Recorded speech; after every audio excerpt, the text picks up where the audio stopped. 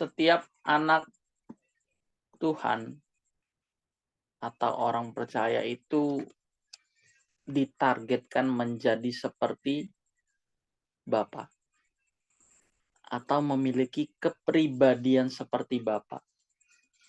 Nah, ingat kalau kepribadian berarti unsur yang mendasar dan unsur yang permanen. Jadi kalau dibilang orang percaya itu ditargetkan menjadi seperti Bapa atau berkepribadian seperti Bapa, artinya adalah memiliki sifat dasar atau moral dasar yang permanen, sama seperti yang Bapa miliki. Nah, ini dalam perjanjian baru, perintah perjanjian baru, sangat jelas ya perintah untuk mengasihi Allah dengan segenap jiwa atau spiritual, dengan segenap hati, emosional, dengan segenap akal budi atau intelektual, dan dengan segenap kekuatan atau kecerdasan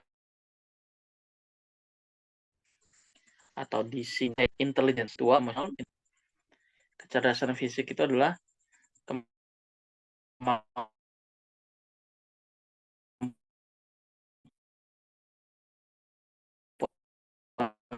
seseorang membuat tubuhnya pertama dengan kemampuan menyembuhkan badan. Fisik kita ini bisa memulihkan diri sendiri sebetulnya. Pada penyakit. Oh, darahnya putus-putus.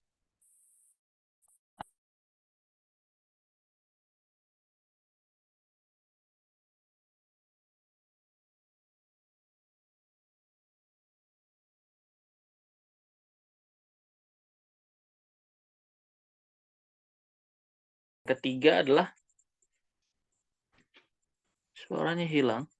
Apakah suaranya sudah oke? Kecerdasan fisik pengertian ketiga ini yang paling penting ya, yaitu kemampuan seseorang mengeksekusi. Pertama adalah kemampuan, suaranya masih hilang nggak nih? Atau udah kedengeran?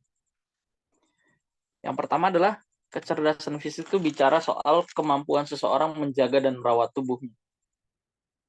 Mazmur 90 ayat 10 kan dibilang hidup manusia 70 tahun, kalau kuat 80 tahun. Kenapa ada orang yang nggak nyampe 50 tahun? Kenapa ada orang yang umurnya mencapai 70, 80, bahkan lebih? Nah, itu karena dia menjaga merawat tubuhnya. Terus kalau ada yang terlampau sampai 100 lebih, nah berarti dikasih bonus sama Tuhan. Nah, itu pengertian pertama. Pengertian kedua adalah tubuh kita ini punya mekanisme dalam menyembuhkan diri sendiri sebetulnya.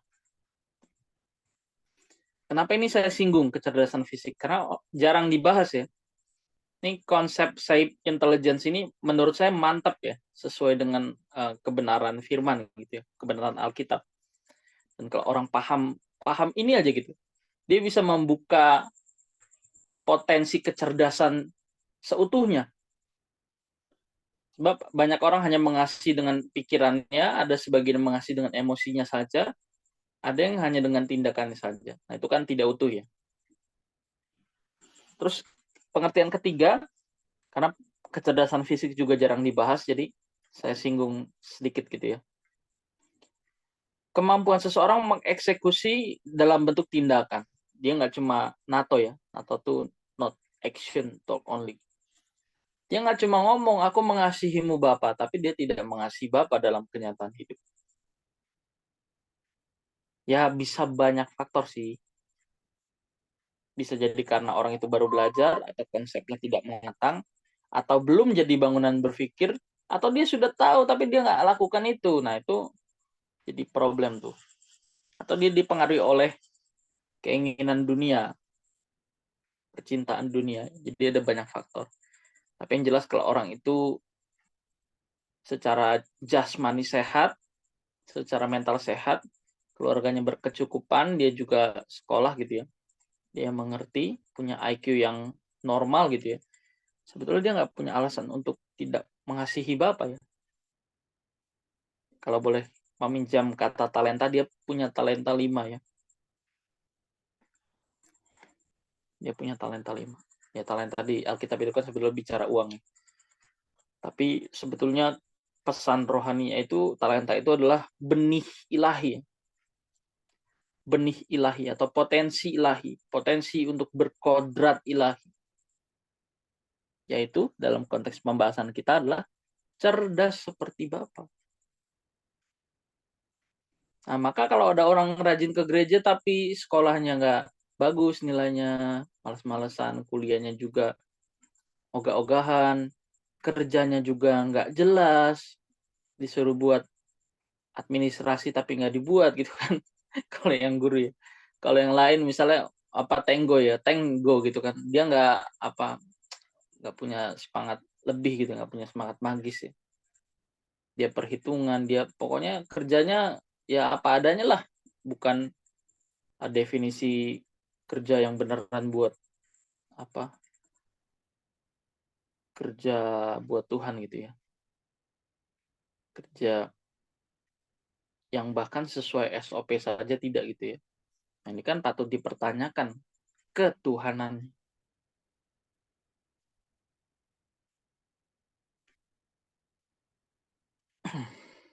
Jadi kalau dikatakan cerdas, memiliki kecerdasan seperti Bapa atau talenta tadi ya, artinya memiliki kecerdasan shape intelligence. Kenapa saya pakai konsep ini? Ini konsep yang sampai hari ini saya belum temukan konsep yang lebih lengkap gitu ya, dan lebih sederhana gitu ya, yang mencakup keseluruhan potensi yang Tuhan kasih, helm yang Tuhan kasih. Saya belum menemukan. Jadi SAIP itu akronim ya, dari spiritual, emosional, intelektual, dan fisik. Fisik tadi artinya ada 3 itu ya. Ini yang disebut dengan memiliki kecerdasan seperti Bapa. SAIP intelligence, yaitu kecerdasan rohani, kecerdasan emosi, intelektual, dan fisik, yaitu memahami apa yang dikehendaki oleh Bapa. Memahami apa yang dikehendaki oleh Bapa. Jadi kita punya kemampuan untuk menyadap kehendak Bapa dengan empat macam kecerdasan tadi ya. Dengan 4 kecerdasan dasar yang disebut shape tadi ya. Ini berarti menjadi sama seleranya dengan Bapa. Selera apa? Selera rohani, selera pikiran, selera perasaan, dan selera keinginan. Nah, perubahan selera atau bergantinya selera jiwa atau pergeseran selera jiwa inilah yang disebut dengan lahir baru atau paranoia. Paranoia itu tingkatnya di atas metanoia. Orang bertobat dalam perjanjian baru pakai kata metanoia ya, perubahan cara berpikir, pola berpikir. Dimana sampai satu titik kalau dia lakukan ini terus-menerus, lama-lama selera jiwanya berubah. Ini saya lakukan ini, Bapak ikut menikmatinya nggak? Bapak menghendaki saya melakukan ini enggak? Nah, kalau kita sampai titik itu, bahkan sampai titik apa yang kita lakukan selalu sesuai dengan pikiran perasaan Bapak, ini yang dimaksud dengan paranoia atau pergeseran selera jiwa, atau yang di dalam Yohanes 3 dikenal dengan lahir baru. Dan ini sebetulnya nggak boleh kita gantikan goal ini dengan tujuan atau goal yang lain. Penyimpangan dari tujuan ini, maksudnya kalau orang bergereja, orang berkomunitas, orang belajar firman, tapi tujuannya lain, goalnya lain, berarti ini merupakan sebuah penyesatan, penyimpangan dari tujuan orang merubah selera jiwanya menjadi selera jiwa Bapa, yang dalam segala hal yang kita lakukan selalu sesuai dengan kehendak Bapa, itu berarti adalah sebuah kesesatan atau penyesatan. Nah, ini yang menjadi masalah ya. Karena selama ini orang itu meremehkan kuasa kegelapan, dia meremehkan iblis ya. Ring satu Tuhan Yesus ya, para rasul ya. Itu di Alkitab kan dikisahkan, nanti kita bahas kisahnya Petrus yang terkenal itu ya. Yang mencegah Tuhan Yesus pergi ke Yerusalem, terus Tuhan bilang, "Nyahlah kau iblis," gitu kan. Loh, bukannya baik kan? Kalau kita baca secara sekilas, kita mungkin memiliki apa ya? Pemikiran yang serupa dengan Petrus. Siapa yang pengen gurunya mati gitu kan? Bukannya baik supaya apa? Kita melindungi guru, kita melindungi yang kita anggap sebagai apa, ayah rohani gitu ya, atau kakak rohani, atau ya apapun itu yang orang yang berpengaruh bagi hidup kita gitu ya. Tapi ternyata itu sebuah kesesatan. Kata dosa dalam perjanjian baru itu tidak memiliki unsur kejahatan sama sekali. Hamartia. Artinya segala sesuatu yang tidak sesuai dengan kehendak Bapa itu meleset, luncas. Nah, ini susahnya ya. Iblis itu berusaha membuat orang bagaimana tujuannya itu menyimpang. Maka ada istilah disebut diversifikasi. Diversifikasi itu adalah penganekaragaman produk. Ya nggak apa-apa. Ada tingkat yang paling jelas, ya lu jadi jahat. Jadi jahat aja gitu kan. Tapi kan kalau iblis nawarin orang untuk jadi jahat kan hanya sedikit sekali orang yang mau kan. Atau apalagi sembah sembah gua gitu, sembah saya. Nanti saya kasih dunia ke kamu gitu kan. Itu kan diversifikasi paling jelas ya. Nah, kalau orang masih normal, punya moral moral umum yang baik, dia tidak akan lakukan itu. Itu diversifikasi yang paling dasar ya. Orang diundang oleh kuasa kegelapan untuk berbuat jahat, untuk menyembah iblis gitu kan. Dengan harapan orang tersebut diberikan kemauannya atau keinginan. Apa yang menjadi keinginannya dituruti, asal dia memberi jiwanya ke iblis. Ya, ada beberapa musisi dunia yang menyerahkan diri ke iblis ya. Atau seorang artis terkenal ya. Atau banyak apapun profesinya, intinya dia mau sukses gitu ya. Dia kasih jiwanya ke iblis. Itu penyesatan yang paling gampang ya. Tapi diversifikasi yang paling halus itu justru ketika iblis itu tidak mengharapkan kita untuk berbuat jahat. Bahkan dia rajin aja ke gereja. Asal jangan jadi seperti Tuhan Yesus. Nah, ini diversifikasi paling halus yang membuat orang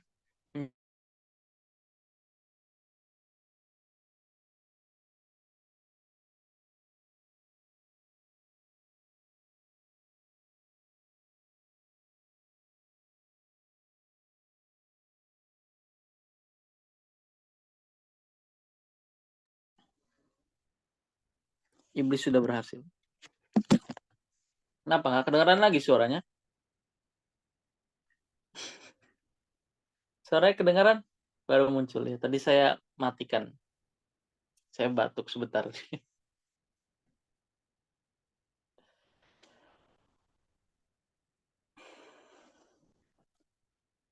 Yohanes 10 ayat 10 itu jelas ya. Pencuri hanya datang untuk mencuri, membunuh, dan membinasakan. Tetapi aku datang supaya kamu mempunyai hidup. Cara hidup yang tinggi kualitasnya. Yaitu cerdas seperti Bapa. Tujuan iblis itu apa? Mencuri, membunuh, dan membinasakan jiwa, pikiran, perasaan, dan keinginan. Nah, kalau kita nggak belajar kebenaran seperti ini, kan kita menganggap bahwa Cukup baik saja, percaya saja, pasti selamat. Selamat itu apa dulu? Selamat itu adalah orang bisa memiliki kecerdasan seperti yang Bapak kehendaki. Yang dalam segala hal, apapun yang dia lakukan, baik yang dipikirkan, yang dia rasakan, dan dia inginkan, selalu sesuai dengan pikiran perasaan Bapak.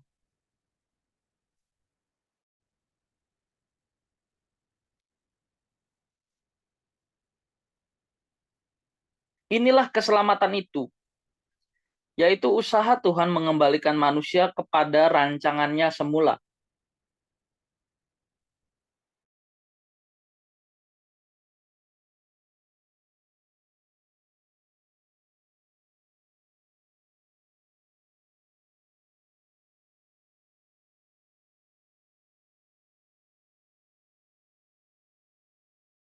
Allah, Yohanes 1 ayat 12 ya. Kata anak Allah di sini maksudnya adalah bisa memiliki kepribadian seperti Allah Bapa. Ingat, kepribadian itu sifat dasar. Like father, like son. Saya sering, teman-teman nggak tahu deh, pernah nggak dibilang, ini mirip papamu nih, mirip mamamu nih. Entah fisik, karakteristik fisik, atau apa karakteristik kepribadian gitu ya. Pernah nggak dibilang mirip mamanya nih, misalnya. Misalnya Lisa tulisannya bagus, mirip mamanya gitu kan. Atau misalnya Esra orangnya suka bersih-bersih, mirip mamanya gitu kan. Like father atau like mother boleh ya. Like father, pokoknya like parents ya. Seperti orang tua ya seperti anaknya. Paling enggak kalau kita nggak dikenali dari karakteristik fisik, kita dikenali dari karakteristik kebiasaan karakter atau karakteristik kepribadian. Kan ada ya misalnya anaknya Pak Philip Mantova tuh, dia ngomongnya mirip sekali dengan cara bapaknya tuh. Nah, kalau orang lihat itu kan dia langsung tahu ini kayak Philip Mantova. Ternyata anaknya gitu kan. Terus misalnya siapa lagi contohnya? Ada begitu banyak contoh ya. Ini kok mirip si ini ya? Ya mirip loh orang anaknya gitu kan. Nah, sekarang pertanyaannya, kita mirip siapa? Mirip Bapak atau mirip iblis gitu ya? Kita mirip siapa? Kepribadian itu unsur dasar yang permanen. Jadi kalau belum permanen, sikap ini belum menetap, belum menjadi karakter, belum sampai mengubah hidup kita, berarti kita masih notos ya. Secara status memang kita anak Allah, karena kita sudah ditebus oleh Tuhan Yesus. Tetapi secara keberadaan, itu masih harus diperjuangkan.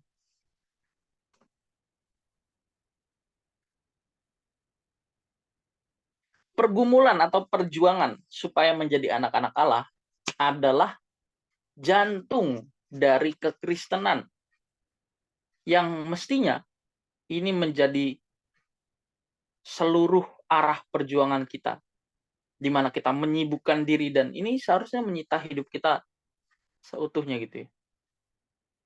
Perjuangan segenap hidup. Kalau ada orang yang mengaku anak Allah, mestinya dia mengusahakan diri berkualitas seperti anak-anak Allah. Menjadi anak Allah di sini bukan sekedar diakui statusnya sebagai anak Allah, tapi keberadaannya seperti Bapa Anda.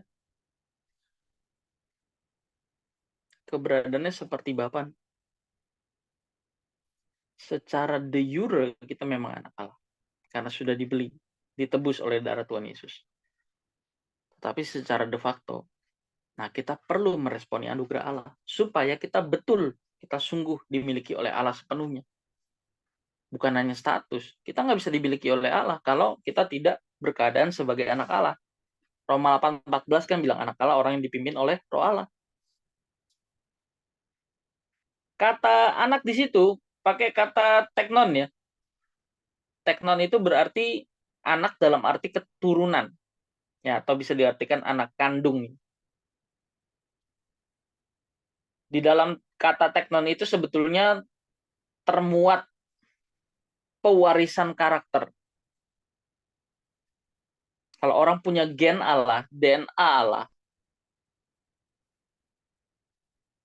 dia pasti mewarisi karakter-karakter seperti Allah.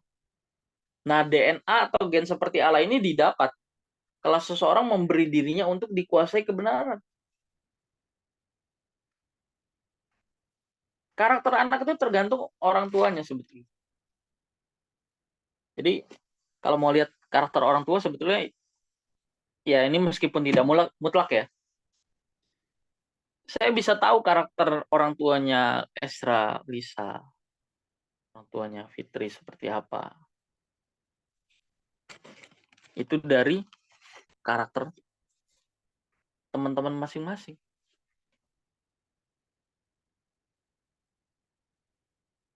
Karena itu pasti mencerminkan sebagian besar atau paling tidak sebagian dari karakter orang tua.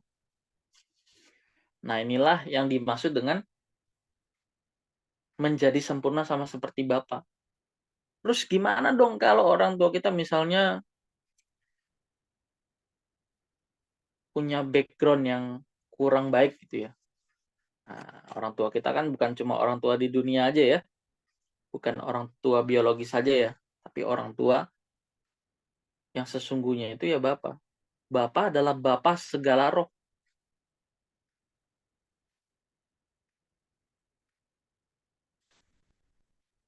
Kita pun masih memiliki keluarga rohani.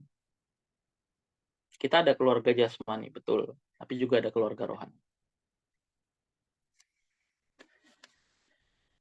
Seperti Bapak adalah sama seperti Bapak dalam kecerdasan. Kalau dikatakan kita seperti Bapak, sempurna seperti Bapak. Maksudnya apa? Maksudnya sama seperti Bapak dalam kecerdasannya mengambil keputusan. Kita tepat dalam mengambil pilihan, baik secara pikiran, dalam berpikir maupun kualitas perasaan. Proses menjadi anak Allah ini adalah proses dilahirkan oleh Allah. Nah, kita buka nih ayat ini. Yohanes 1 ayat 13. Proses menjadi anak-anak Allah adalah proses dilahirkan oleh Allah.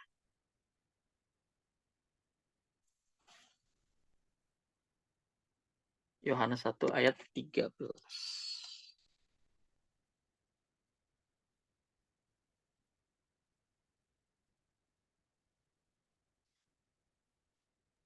Yohanes 1 ayat 13. Orang-orang yang diperanakan bukan dari darah atau dari daging, bukan pula secara jasmani oleh keinginan seorang laki-laki, melainkan dari Ya, orang yang diperanakan bukan dari darah dan daging, bukan pula secara jasmani oleh keinginan seorang laki-laki, melainkan dari Allah. Nah, proses kelahiran ini bisa terjadi kalau kita mempelajari kebenaran firman yang murni. Kita buka satu ayat lagi. 1 Petrus 1 ayat 23.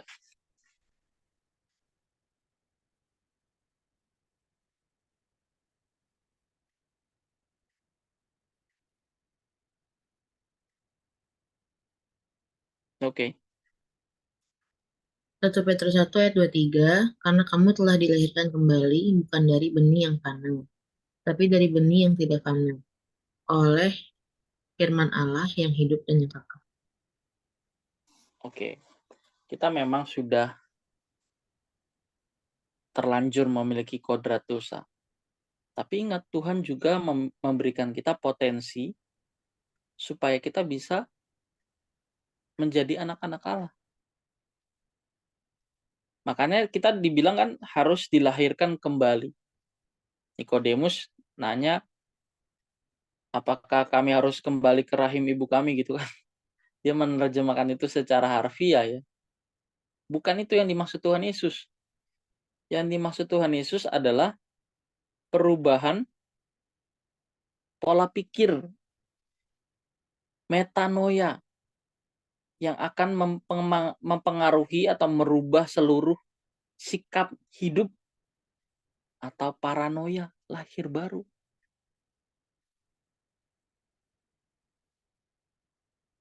Syaratnya apa? Syaratnya ya dia harus memberi diri untuk belajar kebenaran firman yang murni.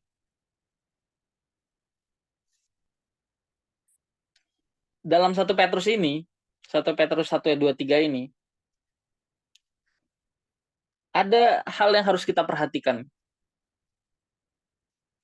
Bahwa keselamatan jiwa itu adalah hal yang menjadi tujuan. Keselamatan jiwa itu adalah tujuan iman kita. Jadi kalau ada orang mau nanya, untuk apa sih kita belajar firman? Ya, untuk dikembalikan ke rancangan semula.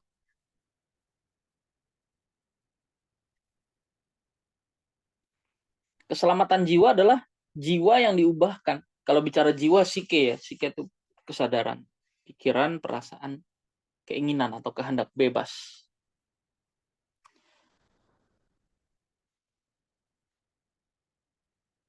Kalau jiwa atau pikiran, perasaan, dan kehendak atau keinginan itu belum diubahkan,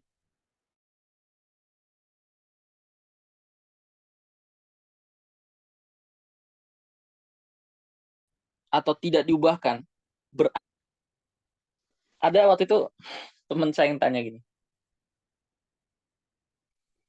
kalau misalnya gue mati, gue masuk neraka apa masuk ke surga ya? Terus nanya ke saya, kalau lu masuk mana, Bet? Ya gue mau masuk surga lah, masa masuk neraka gitu kan. Tapi pertanyaan itu jangan jangan kita anggap konyol ya. Sebetulnya pertanyaan itu dia mau memastikan keadaan jiwanya ya. Sekilas pertanyaan itu kayaknya sepele gitu, tapi ini nggak sepele loh. Apalagi buat kita yang udah dipercayakan kebenaran nih. Oh iya ya, kira-kira kalau kita mati, kita diterima nggak ya sama Tuhan? Nah, orang yang diterima Tuhan itu adalah orang yang jiwanya diubahkan. Kalau jiwanya belum diubahkan, belum selamat. Selamat di sini seperti yang kita tahu bukan hanya masuk surga ya. Masuk surga itu dampak dari orang yang telah diubahkan jiwanya. Orang yang dikembalikan ke rancangan semula. Nah, makanya setelah kita mengatakan kita ini anak Allah, kalau kata Alkitab ya, 1 Petrus 1 ayat 17, kita harus hidup dalam ketakutan selama menumpang di dunia ini. Jadi kalau penebusan Tuhan Yesus itu maksudnya adalah kita dikeluarkan atau diubah dari cara hidup yang sia-sia, yang telah diwarisi dari nenek moyang, itu bukan sesuatu yang otomatis. Maksudnya kita ditebus terus otomatis cara hidupnya berubah. Bukan mistik begitu ya. Bukan mistik begitu. Sebelum saya belajar firman, saya juga mempertanyakan itu. Nggak mungkin ya, orang masa percaya aja terus diubah gitu keadaan jiwanya. Tidak otomatis. Sebelum manusia jatuh ke dalam dosa saja, Kejadian 1 ayat 27 saja, keserupaan itu perlu diusahakan. Masa kita yang Tuhan Yesus sampai menjadi korban keselamatan, kita tidak perlu melakukan apa-apa, di mana kondisi kita sudah dicemari oleh kodrat dosa. Kalau begitu Tuhan Yesus nggak perlu turun jadi manusia dong. Coba pakai deh logikanya deh. Kalau Tuhan Yesus cukup memberikan syarat ya, yang penting kamu percaya, kamu mengikuti ajaran agama yang yang aku minta gitu atau melakukan Taurat. Ngapain Tuhan Yesus sampai menjadi korban? Kenapa Tuhan Yesus harus menjadi manusia gitu kan?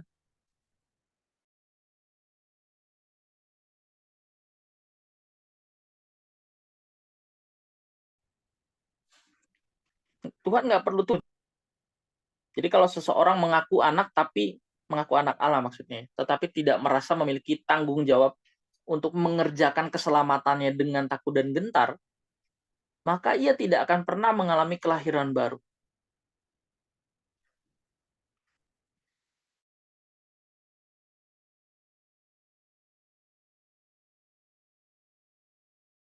Nah, ini banyak pengajaran yang percaya pengaminan akal ya, percaya dengan pikiran,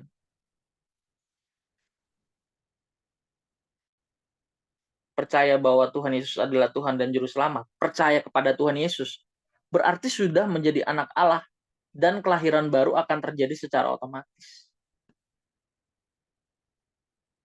Ini fatal ya. Fatal banget.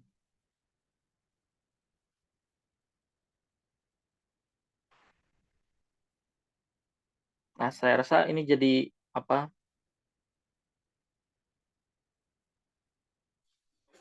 Jadi pertanyaan yang harus kita pertanyakan. Sampai berapa lama lagi kita hidup? Berapa banyak kesempatan yang masih kita punya? Dan kondisi keadaan jiwa kita sekarang seperti apa? Di mana mestinya seorang Kristen itu harus terus berjuang untuk bertumbuh dalam perubahan pola berpikir, cara berpikir. Nah, ini clue ya. Cara berpikir, pola berpikir. Bukan hanya pikiran. Pikiran dan cara berpikir itu beda. Kalau cuma pikiran, dia cuma punya pengetahuan teologi, pengetahuan Alkitab, tetapi tidak menjadi sikap hidup. Kalau cara berpikir, dia sampai menjadi pertimbangan dalam pengambilan keputusan, sampai menjadi sikap hidup. Dengan begitu, seseorang tidak memberi pangkalan iblis atau filosofi dunia dalam pikirannya. Nah, ini kisah tentang Petrus yang mencegah Yesus pergi ke Yerusalem. Sebetulnya Petrus dipakai oleh iblis ya. Petrus dipakai oleh iblis mencegah Tuhan Yesus pergi ke Yerusalem untuk menderita.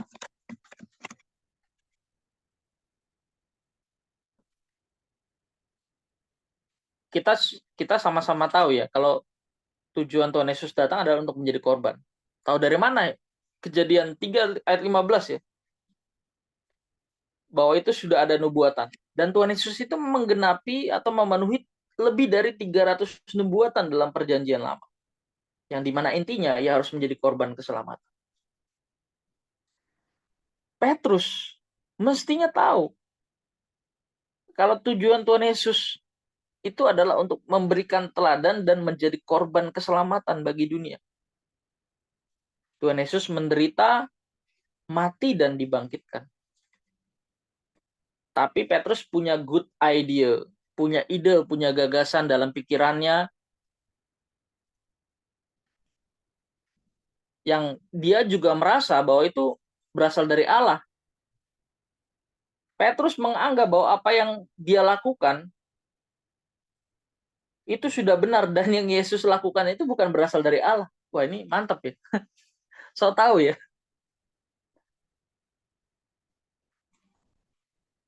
Ada beberapa kasus yang saya temukan juga ya. Ada murid yang belajar lama dengan gurunya terus lalu dia merasa dia lebih pintar dari gurunya ya karena sudah belajar lama dengan gurunya ya dia tahu beberapa kelemahan gurunya lalu dia merasa pemikirannya, gagasannya, tindakannya lebih baik dan lebih benar daripada apa yang gurunya lakukan gitu ya. Ya saya rasa Petrus dan beberapa rasulnya itu punya pemikiran semacam itu ya.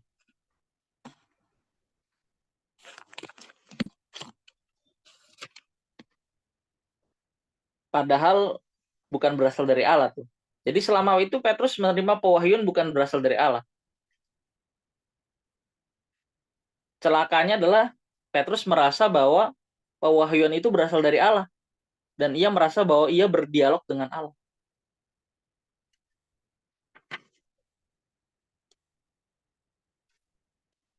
Jadi kalau seseorang yang tidak menyeleksi apa yang dilihat, apa yang didengar, itu menandakan bahwa dia belum memiliki bangunan berpikir yang dibangun dari kebenaran. Jadi kalau dia mendengar khotbah lain ya, atau pengajaran-pengajaran palsu, nabi-nabi palsu itu kan pengajaran palsu ya. Kalau orang belum memiliki bangunan berpikir ya, maka dia tidak bisa mendeteksi kepalsuannya. Tidak bisa. Bahkan pikirannya itu sudah menyatu dengan kepalsuan dan jadi sulit diubah. Kita punya contoh yang bagus ya. Petrus menyangkal Yesus 3 kali. Yudas berapa kali? Ada yang menemukan Yudas menyangkal Yesus sebelumnya? Tapi ketika Yudas mengkhianati Yesus, dia melakukan tindakan paling ekstrim. Dia menutup kesempatan bagi dirinya sendiri. Nah, ini sama dengan dia mengambil kesimpulan ya, bahwa Tuhan itu tidak mengampuni dirinya. Kerasukan iblis. Jadi kerasukan iblis dan kerasukan roh jahat ini dua hal yang berbeda ya. Kalau kerasukan roh jahat itu fenomena yang sering kita lihat. Orang matanya merah, bahkan dia bisa levitasi ya, bisa mengambang ya. Terus suaranya menjadi sengau gitu ya, atau dia menjerit gitu ya. Nah itu kan tanda orang kerasukan roh jahat. Tapi kerasukan setan enggak loh. Yang membuat orang binasa dan sulit diubah itu adalah orang kerasukan setan. Seperti yang dialami oleh Petrus, Yudas juga. Nah, tapi Petrus bertobat, Yudas menggugurkan dirinya.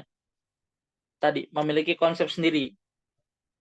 Ya ini bentuk penyesalan gitu ya. Dia bunuh diri. Dia menutup kesempatan pengampunan bagi dirinya sendiri. Terus orang yang bunuh diri masuk mana? Masuk surga neraka. Tidak ada lagi kesempatan memperbaiki diri. Jadi sebetulnya dosa konsep pengadilan itu bukan kita banyak melakukan dosa terus kita masuk neraka. Saya lebih meyakini bahwa konsep dosa itu adalah, nah ini tentu bukan keyakinan yang opini begitu ya, bukan, tapi keyakinan yang dapat dari belajar ya. Bahwa nanti kita diadili bukan berdasarkan orang ini buat dosa sebanyak apa, bukan. Tapi apakah selama akhir hidupnya itu dia itu sudah berubah apa belum? Kalau nggak berubah ya binasa. Nah kalau orang berubah ya dia pasti selamat ya. Jadi bukan seberapa banyaknya dosa, tapi apakah selama dia hidup terus ketika diadili itu dia berubah nggak tuh hidupnya. Kalau pakai istilah dosa ya ada dua ya, ada pornos, ada moikos ya. Tapi ada lagi, ada yang disebut dengan mortal sins, ada yang disebut dengan venial sin. Kalau orang itu mortal sins, mati dia. Pornos, mati dia, binasa dia. Tapi kalau dia venial sin, dia moikos gitu ya, itu masih bisa ada kesempatan dia untuk diteruskan hidupnya di langit baru bumi baru. Nah, Petrus dalam kondisi ketika dia mencegah Yesus pergi ke Yerusalem, Petrus mendapat masukan dari iblis dalam pikirannya. Nah, ini disebut dengan kerasukan setan nih. Kerasukan roh jahat manifestasinya jelas, tapi kerasukan iblis cenderung tidak mudah dikenali. Nah, makanya mesti cerdas seperti Bapak. Kita punya kepekaan, kita punya kemampuan untuk mendeteksi. Bukan hanya mengoreksi orang lain, tapi pertama-tama diri kita. Kalau kita belajar Johari Window punya pemahaman tentang kepribadian itu menurut saya sangat baik ya untuk memberikan sebuah penjelasan tambahan. Jadi orang kalau mau mengenal dirinya, dia nggak bisa mengandalkan dirinya saja. tapi juga butuh masukan dari orang. Ada yang disebut open question, saya tahu, orang tahu. Ada yang disebut dengan blind spot, kita nggak bisa lihat keburukan kita, orang lain bisa. Ada yang disebut dengan tabir area, kita tahu keburukan kita, orang nggak tahu. Ada yang disebut misteri area, kita nggak tahu, orang nggak tahu. Nah, orang yang cerdas seperti Bapak, blind spotnya, misteri areanya, tabir areanya itu dikikis. Sampai tidak ada lagi kepalsuan dalam dirinya. Nah, ini bisa, nggak maksudnya?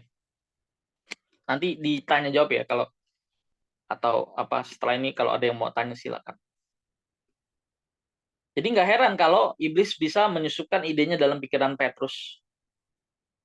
Sebab saya rasa ya, di Alkitab juga dikatakan demikian. Para rasul itu punya konsep Mesias yang masih keliru ya. Mesias yang akan membebaskan mereka dari penjajahan bangsa Roma. Itulah sebabnya ada perebutan ini juga ya. Nanti kalau kalau lu jadi raja Tuhan, kalau engkau jadi raja, posisiku apa gitu kan. Ini kan pemikirannya dunia sekali ya. Ini konsep Mesiasnya orang Yahudi ya. Tuhan itu mestinya menjadi raja di dunia. Tapi kan konsep Mesias Alkitab, konsep Mesias Bapa tidak begitu. Makanya Tuhan Yesus tegas nih berkata kepada Petrus, "Enyahlah iblis, engkau suatu batu sandungan bagiku sebab engkau bukan memikirkan apa yang dipikirkan Allah, melainkan apa yang dipikirkan oleh manusia." Nah, dari hal ini kita bisa belajar bahwa betapa pentingnya memiliki konsep-konsep yang ada di pikiran kita. Nah, kita harus mengerti kenapa Tuhan Yesus mengatakan bahwa manusia bukan hidup dari roti saja, tetapi dari setiap firman yang keluar dari mulut Allah.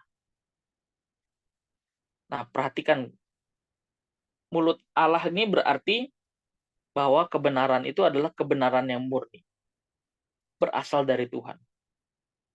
Eksegese, bukan eisegese. Eksegese itu pemahaman atau kebenaran yang sesuai dengan Alkitab, bukan menurut pengertian kita sendiri.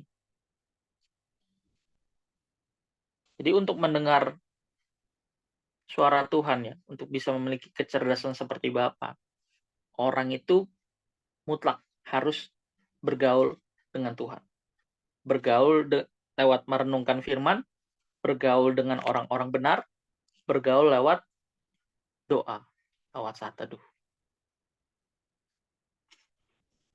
Jadi cerdas seperti Bapa artinya memiliki potensi, pikiran, perasaan, dan keinginan memahami apa yang dikehendaki oleh Allah Bapa. Shape intelligence yang sesuai dengan pikiran perasaan Bapa. Amin.